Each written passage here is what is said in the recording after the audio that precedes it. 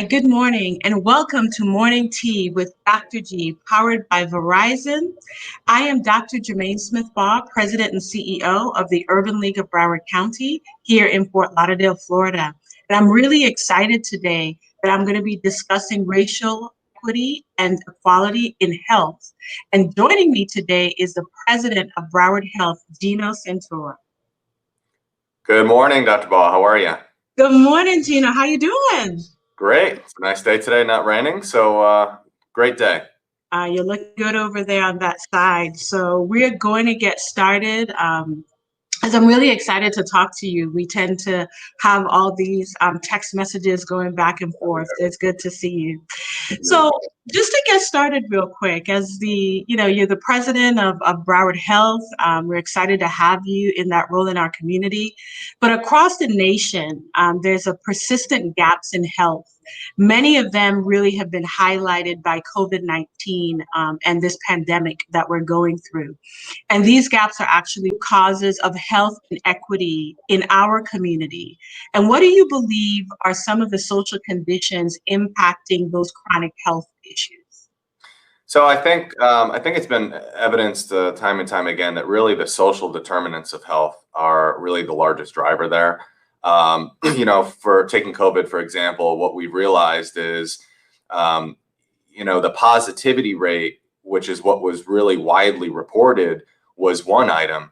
But when we looked underneath the data here and uncovered who actually was getting admitted to the hospital early on in this pandemic, we realized within the first couple of months that actually 80% of the admissions that were COVID positive were minorities. So I think 53% of our COVID admissions were Black, which is significantly above the population of Broward County. So it was very evident, and to your point, COVID definitely highlighted it. But I think part of the reason for that is that there's policies and decades of inequities that have led to pockets of people that don't have the preventative care and the same access that are afforded to everyone. Absolutely, Gino. We agree with you on the social determinants of health that, when we look at these conditions across our community, there's so many intersectionalities around economics and housing and so forth that really exacerbates the issues that we see on the health side. So if you could wave a magic wand, what are the three things you would do to close the social, economic, and racial health gaps, particularly with that lens towards social determinants of health? So I wish I had a magic wand. I'd probably wave it 3 times and do really 3 things with it. One would be just ensure access to quality care close to everyone's home. A lot of times where the highest quality of care goes up is not in some of the underserved areas. Obviously, that's why they're called underserved. But that's one of the things that we've been proud to be able to do is stick some of our primary care and specialty care clinics directly in those communities. That's important. The second thing I would do is really increase diversity among spending and with our partners, our vendor partners. Until we start fixing that really feeds to the problem of one of the components of social determinants of health, which is the financial component. We've been able here, for example, to increase $1 million in the last year to new local Black vendors, which hopefully will help in the long run. But I think if everyone did that, that would make a huge impact overall across this country. And then the last thing is really just have everyone be a true community partner. We're predicting 54 million Americans, I think the number is, will experience some level of food shortage. If we had national community partners across the country in every community to assist with that, we could significantly make an impact to that overall. I think those 3 things is a great start. And with those items, we're going to have to change some of the policies that are right now just not in favor of equity. Yeah. And to your point, those 3 areas that you outlined, diversity spend with Black businesses addresses economics. The closer you are to your healthcare services, probably the more opportunity you have to access it, right? Yeah, absolutely. is, all the intersectionality of those, and then how we look at community partnerships and deepening those creates once again this idea that we all are in this. Like Broward Health cannot stand by itself. It has to be inside and with community. And you all have done a really great job of that, Gino. And I really want to congratulate you on the way that you've responded to COVID within community. And you've worked very closely even with our organization related to that. So thank you so much for that. We appreciate you taking a look on that with the Urban League and helping with the Anchor Alliance and really getting everyone together. I think Broward can be a great example of how things should be done in this country. Absolutely. Let's take note of that, right? So one of the things that you and I have talked about in a more general way, but definitely something that the state of Florida hasn't necessarily addressed and our local community hasn't talked a lot about, but the idea of whether or not racial inequality as a public health emergency. That many states have actually declared it as such. I know you serve on the policy committee for American Essential Hospitals. Yeah. I wanted to get your take and your thought process related to racial inequality being declared as a public health emergency, and let's just deal with our backyard in Broward. Can that actually happen, you think?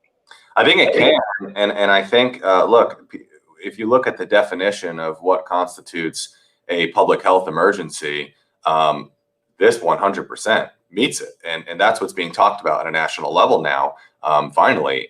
So, we have a lot of local groups like the Broward Workshop has put a statement out on this. The Urban League and I talked about this. America Essential Hospitals, I sit on the policy committee, and we've now made that one of our priorities for this year, is to really come up with ways that nationally the American Essential Hospital partners can adopt methods for actually addressing it and improving it. But by declaring it a public health emergency, will not only draw the attention to it, but it will draw some of the funding and support and resources necessary for it as well. That's something that I think we're just going to have to do. You see in the news almost every day examples of this. I mean, if you're an African-American female and you're pregnant, you have a 3 times higher likelihood of some type of complication or maternal fetal demise. Mm-hmm. If that's not a public health emergency, I don't know what is. I'm telling you, Gino, and having 13 years ago could have been one. Well, I was one of those. So I would fall in that statistical number back in 2007. I know what it is like to have that experience. So thanks for sharing that, and whatever we can do to promote and move that forward. So tell me, I know you got a lot going on at Broward Health. What are some of the initiatives that are already underway that can improve health outcomes on our local level, maybe even state and federal? So I'm excited to talk about this one. So 20 years ago, I remember watching the news when they were sequencing the first genome of DNA. And I thought to myself, that is really the future of healthcare and disease management. So back in 2009, it was, as you can imagine, incredibly disappointing to learn that 96% of the 1.7 million participants that contributed to genomic data were Europeans. Fast forward to 2018, if you want to know how much progress has been made, not much. Only 2% of that information is African, 1% is Hispanic and Latin American. So African Americans and Hispanics comprise the highest level of asthma. And so as one example, if we're not looking at the genomes associated with that, we wouldn't have found out that the medicine in inhalers works well for whites in general, but does not work well for Blacks and Hispanics. So UNC Chapel Hill just did a study with 50,000 non-Europeans and found out just in that one study, they identified over 1,400 connections between genomes, new connections between genomes and diseases. If that gives you an example of, we need to have equity across everything, including the future of what healthcare is. So Broward Health, we're going to be actually the first hospital in South Florida. We're launching this month to launch genomic medicine and precision medicine directly into our electronic health record. We think it's important not just to elevate the care here, but also because we represent racial minorities at a higher level than most of the country. So we can actually get some of that data that's missing right now and be able to treat the community much more efficiently. We've launched that this month on 5 different sectors on pain management, mental health, cardiovascular health, a lot of the comorbidities that do affect minorities. So when that launches, we can start getting some of that additional data. We're going to be able to, I think, significantly impact the future of healthcare for everyone at a national level. And that's something that people across the community can encourage. So, I would encourage anyone out there to come out. We're paying for it to participate in getting tested so that we have your sequencing. And if you show up at one of our clinics or in one of our hospitals, you'll know what medicine is most effective for you, what medicine to avoid that could be dangerous for you. And that is really identified for what's best based on your metabolic makeup. And we're not going to hoard that information. We're going to actually share that with all the hospitals, competitors or not, because we all have one goal, and that's to really improve healthcare. So I think that's on the cutting edge of what's happening.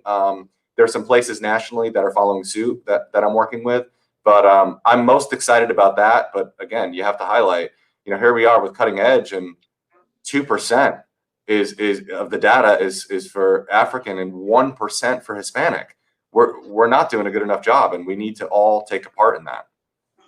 Gino, thank you for giving us that spoiler alert, so that we could, really share that information. We could spend 15 minutes just on defining half the terms that you just used to make sure that we can get our community involved and engaged.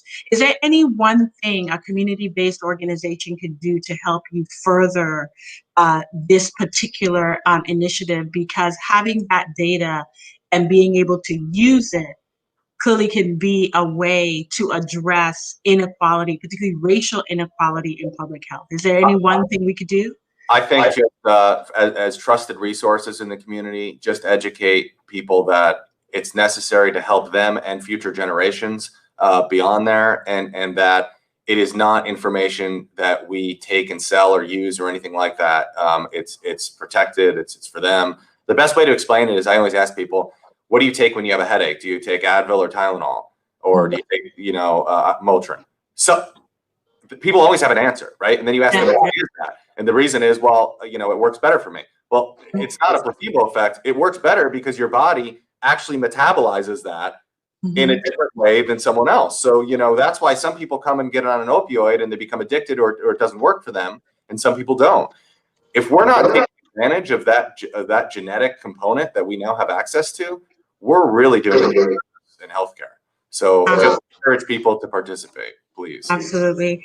We are really committed with you, Gino, to be focused on addressing racial inequality in health. And I thank you for your partnership. I thank you and your team for being able to work with us here at the Urban League and other organizations. So I really want to thank you for spending this morning with me and having a little bit of tea with Dr. G. Thank you, Gino. Thank you for everything. Thanks the Urban League and thanks for everything you guys do constantly. We really appreciate it. Appreciate you. Thank you.